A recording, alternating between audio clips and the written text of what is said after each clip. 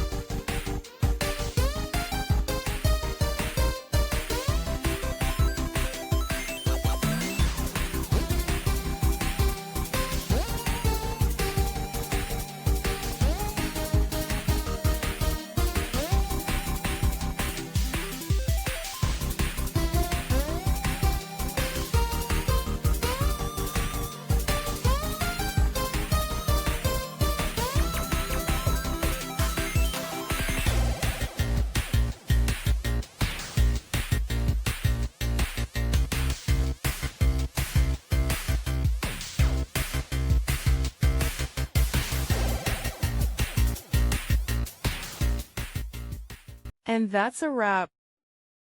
I hope you found the answer you were looking for. If you did, take a second to hit that subscribe button. It really helps out. And let me know in the comments which solution worked best for you. See you next time in the debug zone.